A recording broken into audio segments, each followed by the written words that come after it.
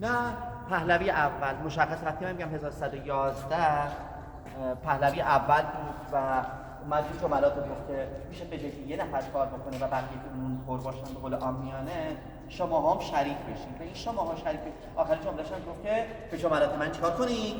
فکر کنید. و بعدش هم از جناب رفت و بعدش هم خوب جشن برگزار شد و رسید به زیر سقف شیرفونی. واقعا ما هر زیر سقف شیرفونی هستیم ها. اینم سقف شیرفونی از بیرون. میخواد ببینید این سقف بیرونیش الان که در زیر سقف شیرفونی قطار. ببینید داستان قطار با این کارخونه چه ارتباطی داره. جلوتر هم قطار تولید منظورمه، هم که ریل و آهن. از دو بود گفتم قطار. اینجا رو بیاد ببینید. اگر به بناهای تاریخی 400 سال پیش خود شما نگاه کنید مثل مساجد می‌بینید که یکی از چیزایی که خیلی تو مساجد استفاده شده ستونه. اگر می‌خواست اینجا رو بر اساس معماری گذشته بزنه یه عالمه ستون.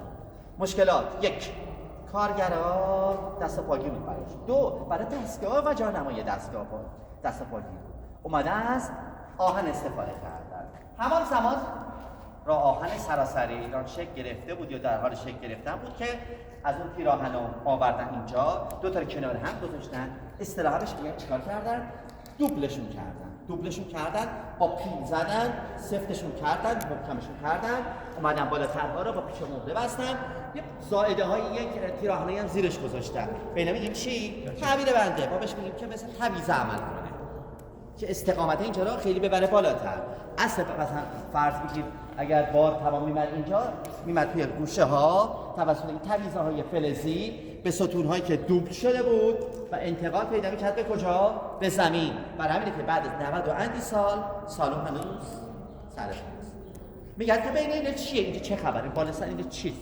یعنی الان با گچ به تراشی بریزید پایین چی میبینید؟ حالا بهتون میگم گچ بتراش. بالاتر از گچ کاهگل، بالاتر از کاهگلا تخته هست.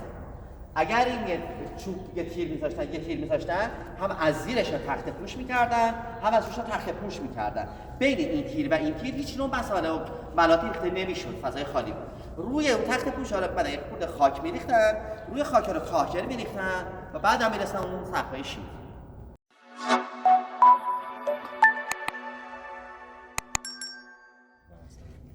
حواس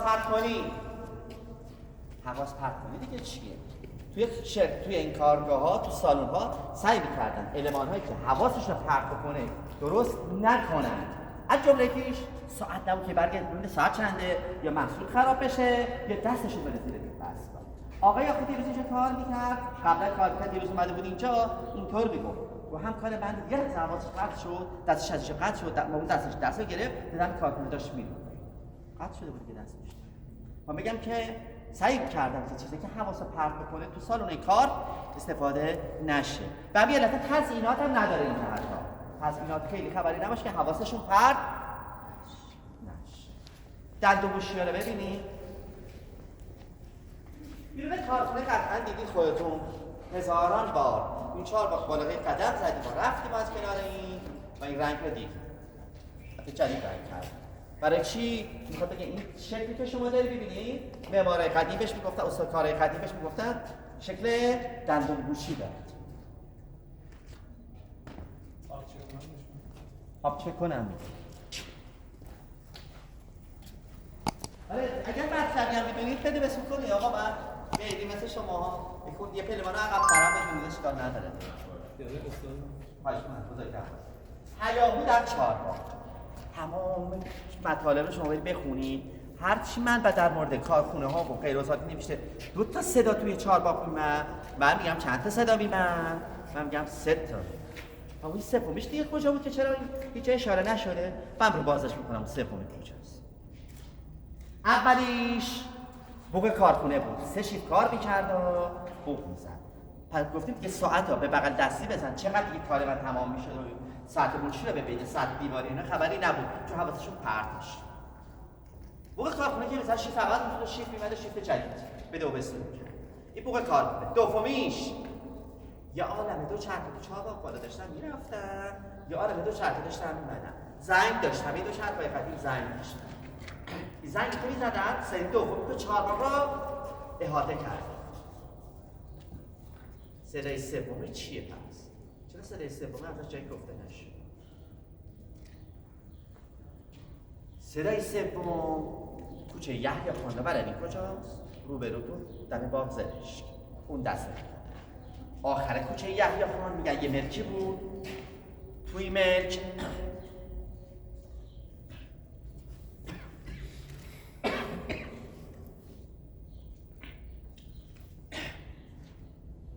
کسانی که با شتر میمدن و آقای میشه یه آب برای من بیارید، من دیگه رو باز نمیشه.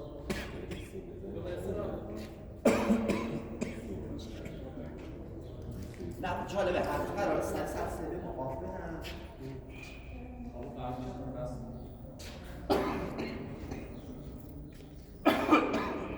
کارخون آور نداشته برای کارگر.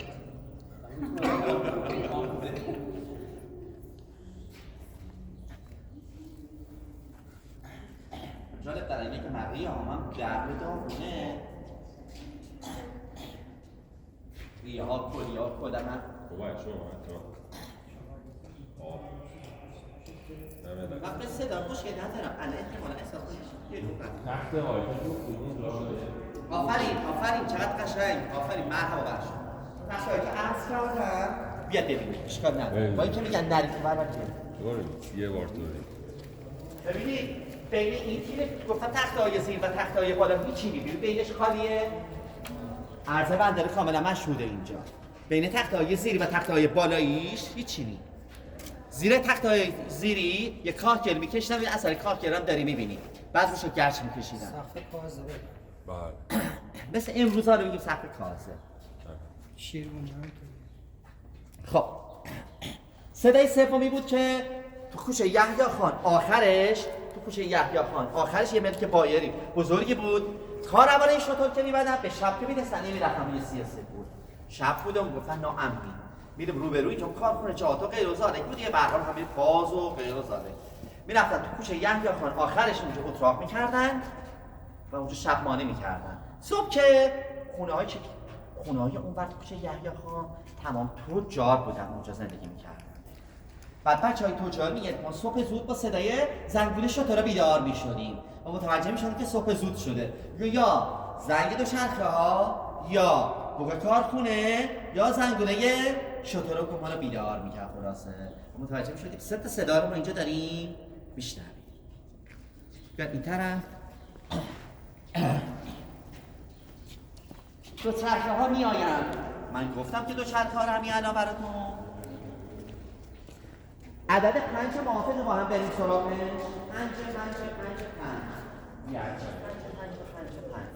4 بار عدد 5 بشنوید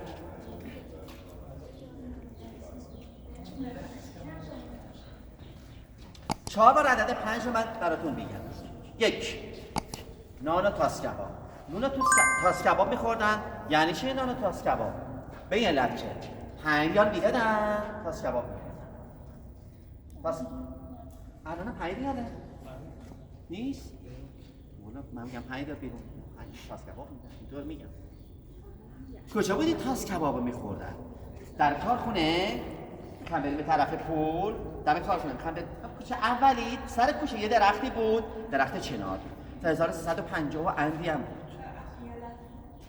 تا 1350 اندی هم بود و بعد میگن یه قسمت از این درخت خوش شده بود من تو 4 بار هی مردم رفتن نق زدن رو سر ما میگیره به ماشین ما میگیره بعدم جراید که نوشتن مسئولین تصمیم گرفتن بریدن میگن قطر این درخت اینقدر بزرگ بود که یه آقای جوونی پیریموس میبرد اونجا تاس کباب رو درست کرده بود اونجا گرمش میکرد آمادش میکرد تحویل کارگرای نساجی میداد چقدر 5 ریال فقط این 5 اول میخوام 4 تا 5 با هم مرور کنیم ببینیم چه خبره بریم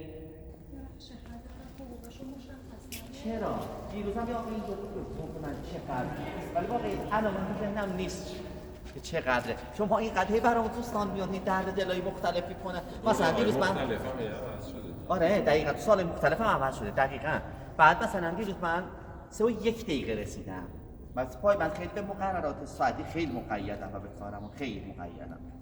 بعد اینا کسایی یک دقیقه رسن، یعنی من دو اومدم 4 بار. آقا تشکر روش کردید، زحمت کشیدید. تشکر. بفرمایید. مثلا دو اومدم 4 بار. رفتم دنبال یه چیزایی میگشتم که حالا براتون جلوتر میگم این مسیر دنبال چی میگشتم. بعد هیچی خلاصه دیدم یه آقای دونی اومده نشسته اینجا، میدونسته ما 3 میان.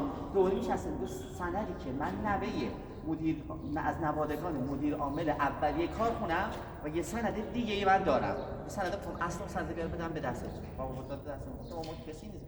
اون وقتی من اومدم اینجا و دیدم که اون چیزی که من دلم بخواد اینجا باید از زبان تو بشنوم و لذت بردم، گفتم در اختیار تو باشه که هر کاری می‌خوای تو.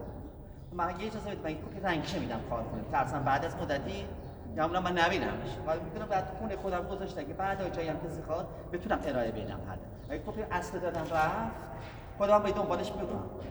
قراره فردا که فرصت بشه مثلا رنگش بگیرم یا بزنم اینجا که مثلا همین چیزا بود که گفتم جدول پشتش بود سهام آور یه سبکی دیگری بود. بریونی می‌خوردم 5 ریال. یه رو من رفتم دنبال این بریونی حاج ابراهیم داشتم. آقا ما چقدر گشتیم به هر کی گفتیم مغازه داره هم دور بر اینجا. حاج ابراهیم چون نمیدونم به خودم 2 سال اومدم 6 ماه اومدم 3 سال اومدم اون مال خیلی سال پیش حاج.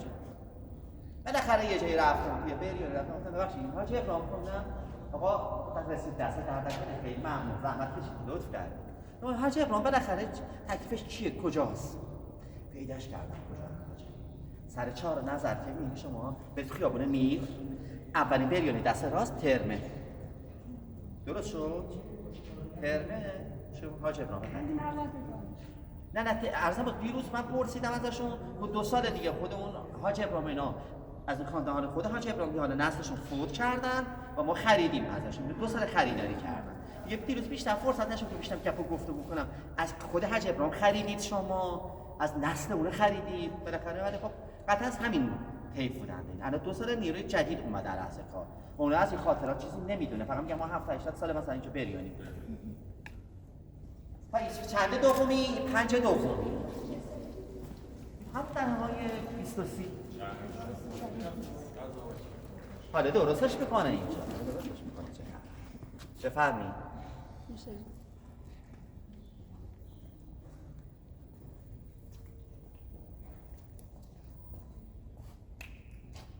این کل پذیر سالاری دیگه همه دیدید سر 4 کنار حمام کروی. کله پاچه چقدر؟ کله پاچه نه پاچه پلو با کله پاچه 5 ریال. بعدش هم پاچه پلو رایگان بهشون میدادن. پاچه پلو چی بود؟ بگی شما. پاچه لایه داریزی. پلو ماش. خب برو یکم امیدوارم. یه کوچولو امیدوار شد. چلو مای چه خودمون میشه؟ دم بخورش می‌کردن. نه پایین شیرینه، یکیش هم هست با پاچه هست شیرینه. هرچی از شیر. آب کله. شیری؟ نه جای خوردن که اینجوریه، با پاچه هست شیرینه. 7 مغز گردو پسته بادام فندق و غیره رو جمع می‌کردن. به رو برمی‌داشتن رنده می‌کردن. خوربارم برمی‌داشتن. بریجم دستش می‌دادن. و کله پاچه این غذایی که یعنی بعد از پاچه می‌خوردن، بعد از کله پاچه می‌خوردن پاچه پلو بود اسمش. و اینا رو می‌خوردن چرا؟ خاطر اون سرد بوده. حال سرد باشه چه اتفاقی میفته؟ چه اتفاقی میفته؟ یکیش کارخونه بی حال میشدن، دومیش آفرین تو خونه خوابشو میبرد، شیفت از دست میدادن. الله اکبر چقدر اینم حساب شده بوده. حالا مثلا به من میگم بیا یه دفعه مولم شب چشم باز کنم اون یه ساعت از کار رفتم مثال دارم میزنم شیفت حالش نداشتم یا مرخصی رفت کنم ولی موقع این آقایی بخوام بگیم تب این افراد رو بتونن میز رو نگه دارن پاچه بود. اگه آخر کار هر روز هم به ما یه پاچه پلو میدادن ما بعد ما نمیبرد ولی به اون میدن پاچه پلو نه آره اینا عرضم بله واقعیه سال اولی بار تو که اومد توی اصفهان که سال بعدی 4224 تا اومد دوباره چند روز بعدش 4224 تا اومد 8448 دوک اومد تو سال بعد توی سال هم باز دوک اومد اونا اینا آلمانی به دو تا رو بردن بالا 105 فکر کنم ببینید چه آقا شیر قهوه‌خانه آقا شیر کجاست؟ پای سر بند بگید همه فقط ما اصفهانه به میدان امام میشناسیم و 4 عنصر دیگر همینطور بس قهوه‌خانه آقا شیر من دیروز دنبال قهوه‌خانه آقا شیر داشتم توی چهارراه میگشتم برای همین یه دقیقه دیر نیست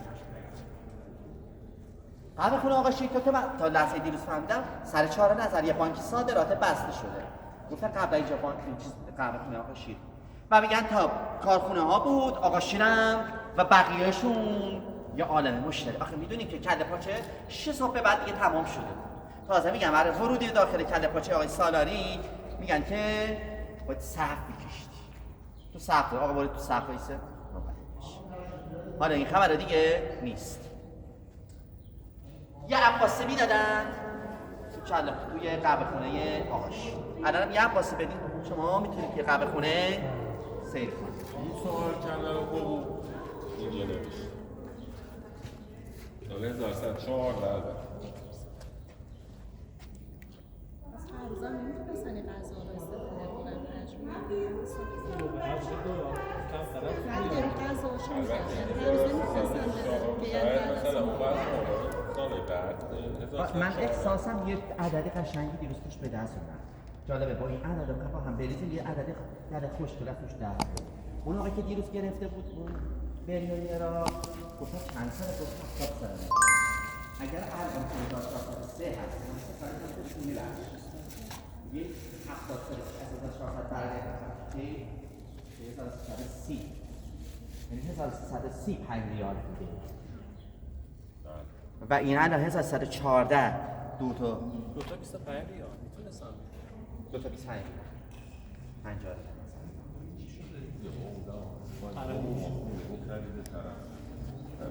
نونوایی کارخونه نونوایی کارخونه ببینم آرد میبردن یا گندم میبردن به نظر شما؟ یه جایی دیدم آسیاب داشتن گندم میبردن نه آرد جلوتر در بودش میریم میبینیم تو بخدش بانوان ریس ها چند تا بانو اینجا کار میکنن؟ عدد 20 تا تو تکمیل 20 تا توی پارچه پاکنی کار میکنن این اومدن بانوان خانوما توی کارخونه منجر به ازدواج میشد و با ازدواجشون منجر به فرزند آوری میشد و فرزند رو توی شیرخوارگاه نگهداری میکردن میریم شیرخوارگاه رو بعد میبینیم تو همین فضای کارخونه اینجا 5 آخری رو میخوام بگم 5 اول تاس کباب 5 دوم کله پاچه 5 سوم بریون 5 چهارم اونجا 5 روز حقوقش رو جدا میذاشتن و بعد این کارخونه و اون کارخونه و این کارخونه و اون کارخونه میتونستن با هم بیمارستان هزار تخت خوابی رو درست کنن کجاست بیمارستان هزار تخت خوابی؟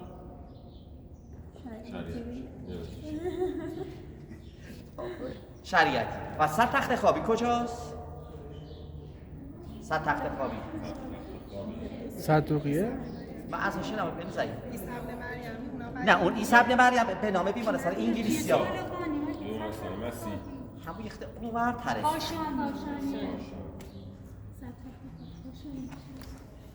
طالقانی هم اسمش قبلش خیابونش چند تا اس داشته چی بوده؟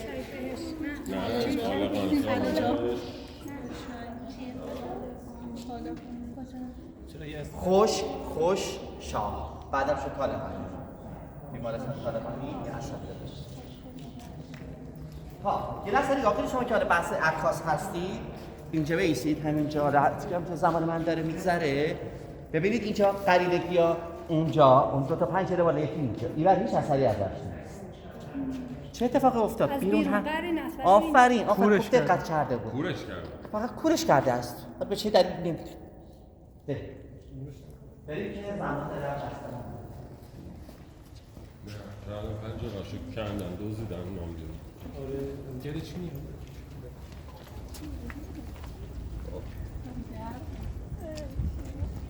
از اینجا گویاست که این قسمت اتاقیه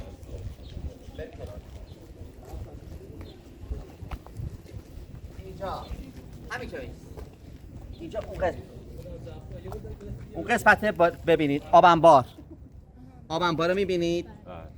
آب انبار اونجا گفتم دیگه، گفتم کنار موتورخونه چاه آب میمد تو مخزن و بعد از که توی مخزن میمد به قسمت های دیگه میرفت. بعدا موتورخونه رو آوردن اینجا، اون موتورخونه است. خب این دو تا سالونه این چیکار میکرد؟ این جلو هم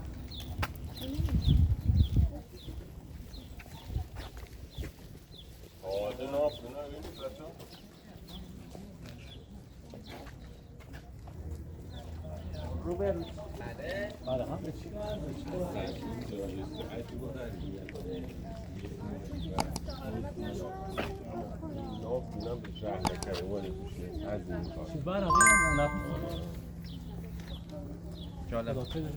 خیلی بانک ملی اینا رو نبرده.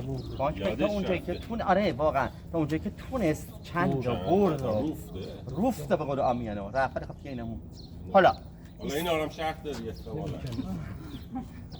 حالا همین همین شهر داری که همین عمره هنو هستی باید چیکار کنم بیدارستم که خوبم گفتم خب این سال رو این طرف و این طرف کار برای چند وقت یه بار عوض می شده. یه بار من گفتم اون اول اگه شنیدید از زبان دیگری شنیدید گفت مثلا اینجا آموزش یه نفر دیگه میگه نه اینجا سالونای سرکارگرا بود، خیلی تعجب نکنید چند وقت یه بار عوض می شده. روبرو تاق چشمه‌ای ها، اما اول گفتم تاق چشمه‌ای یعنی چی بود؟ انبار بوده اینا. روبرو که داری، اما یه برج هم اینجا داری شما می‌بینی. اینجا چی بود؟ این برج. این برج. دیدید اون آخر مثل مناره تو آسمانه. عکس شما هست. خب این چیه؟ بگم بیرون این برج چیه آقای؟ این برج چیه؟ این برجه. نه بذار بش این؟ نه. نه دیروز تعبیر دیروز هم بگی. راستش رو بگی.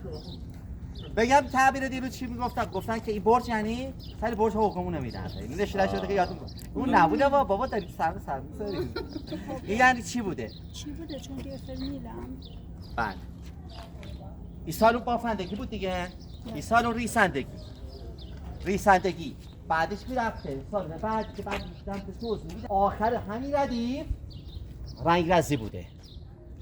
یه برج بویلر یعنی گرم خونه گرم میکرده. چیه گرم میکرده؟ آبو گرم میکرده. آب کجا بوده؟ چاه. آب از چاه رفته تو منبع، از منبع سرازیری شده قسمتش توی کجا؟ تو رنگ رزی. آره رنگ رزی چرا؟ محصولات اولیه رنگ اولیه رو داشتن، یا سفید بودن یا قرمز، یه رنگ بودن. اون رنگ خاصا پارچه رنگی داشته باشن، نخای رنگی داشته باشن. کجا رنگ می‌کردن؟ تو رنگ رزی. اونجا چه خبری بود؟ یه سالونی بود که داخلش یه دونه مخزن آب بود، زیرش شعله روشن کرده بودن، بغل دستشون جایگاه سوخت گاز بود، اون طرفترشون گازایی بود. گاز و گازایی کنارشون بود، شعله، مخزن آب، دود یا بخار از چه میمد بیرون. دود و بخار از چه میمد بیرون به نام برج بویلر، گرمخونه. بریم جلوتر. این قسمت این برج هم یعنی مربوط همون ابتدایی تاسیسه. چون ببینید چون میگیم نخ، بعد نخ اولیه چه رنگه؟ همونه که از حلاج اومده بود دیگه. اینجا صف و صوفش کردن قنام میانه خودمون رسیده بود اینجا. نخ اولیه بود و نخ اولیه سفیده یا یه رنگ مثلا قرمز. رنگ نداره، اینا نیاز به رنگ داشته اینا. این وریا رو نمیگی چه خبره؟ دور میزن دست راسته رو دور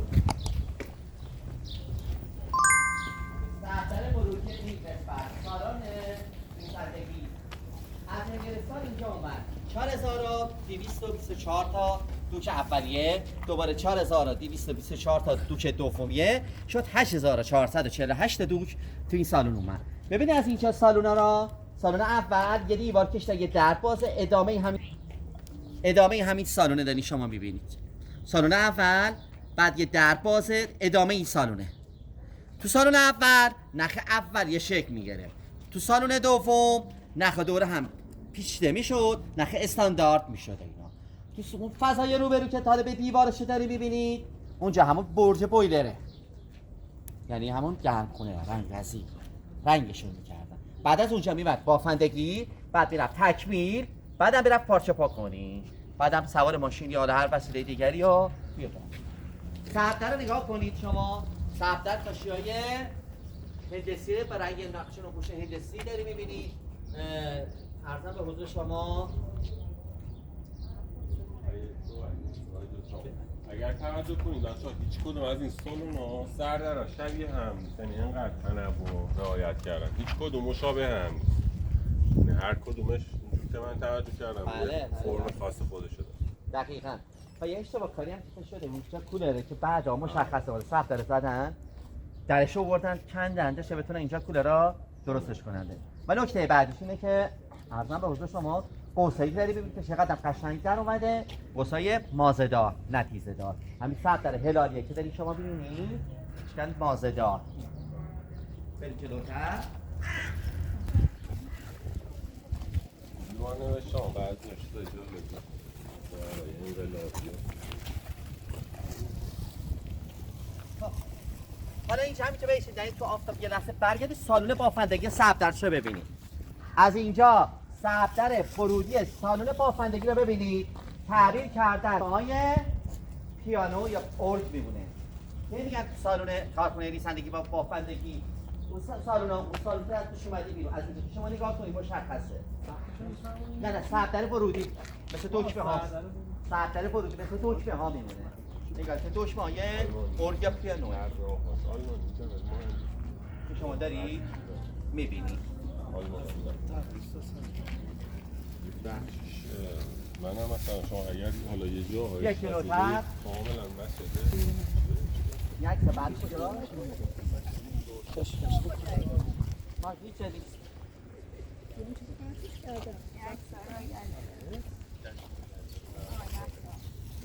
بله بسیار عالی. خب دقیقاً همچه اونجور گرفته مشخصه معماری ایران یا چیز باستان من نمیگم که الحاقیه، بله کاملا مشخصه، پشت سر من الحاقیه و آموزش بود یا هرچه بود الحاقیه، آموزش بود یا هرچه بود الحاقیه. بیام جلوتر.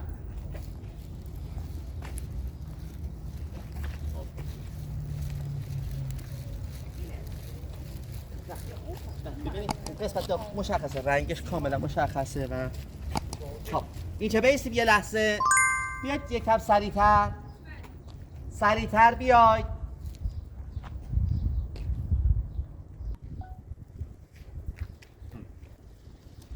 کارخونه شهرضا اینجا بود، این برجی که الان شما داری میبینید کارخونه شهرضا.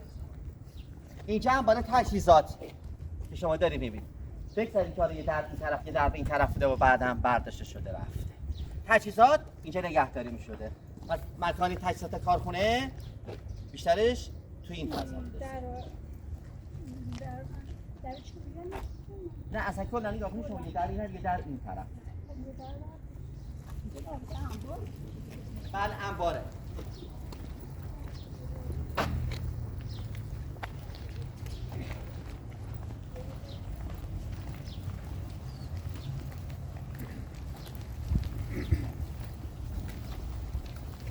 درب سفید این گوشه تعاونی اواخر کارخانه، این اواخر کارخانه داشت کار میکرد، تعاونی به این قسمت انتقال داده شد. منشونم چه کارگرها چه اونه که بازنشسته شده بودن از بیرون توی این قسمت انبار پارچه، بعد مواد شیمیایی، البته قبل از که مواد شیمیایی باشه یک کارگاهی بوده اینجا. کارگاهی چی بهتره که یه فضایی بوده برای آسیاب، یه درب جدا کنه اون طرف داشته، گندم را وارد میکردن، آسیاب میکردن، نون اونجا پخت میشده، به کارگرها توزیع میشده. بعدش هم تعمیرگاه و نهایتا آخر کارخانه. برگردیم از این طرف پناهگاه. پناهگاه به این علت که گفتید سال 1980 کارخانه بوده. بیاین جلوتر از این طرف بی زحمت. فضای گرمی که دارید شما میبینید بعد از پناهگاه